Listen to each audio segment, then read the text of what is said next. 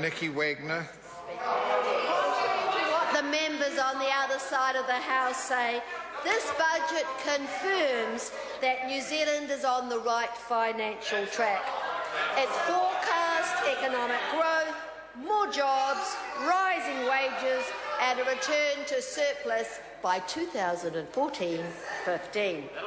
New Zealand households and businesses have faced some pretty tough times over the last 5 years, but the economic recovery is gaining momentum. It's driven by low interest rates, it's driven by investment and driven by strong export prices.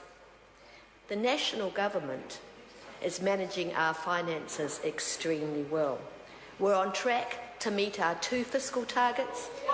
We're on track to meet our 2 responsibility fiscal targets, to meet the surplus by 2014-15 and to bring down our net core debt back to no higher than 20% of GDP by 2020. The government is focused on building a competitive and productive economy because actually that's the only way we're going to earn our way out of this and make a living in the world. This budget creates a $100 million a year internationally focused growth package to support increased trade and investment, which in turn will create jobs and opportunities for New Zealanders. We're also delivering better public services, particularly for low-income families. We're insulating more houses, providing more social housing, more rent subsidies, funding for children for rheumatic fever, and providing budgeting services. But actually, it's paid employment that's the best way to lift vulnerable families out of poverty. So the government is investing almost $200 million to help New Zealanders into work.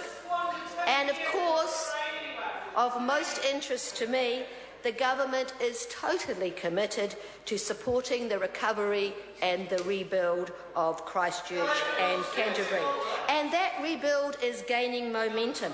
Every day, people are moving into new houses or moving into their newly repaired homes.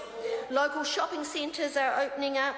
250 groups of workers are working on our streets and on our infrastructure, and they're getting great results. And new commercial buildings are opening all across the city. The people of Christchurch, although still struggling with what we've lost, are becoming increasingly inspired and excited by the opportunities for our city. The government in this budget has increased its share of the rebuild package to $15 billion. And that, with other investments and insurance payments, means that Christchurch and Canterbury will get a $30 billion plus spend over the next decade or so. And that will be a real boost for our region and beyond.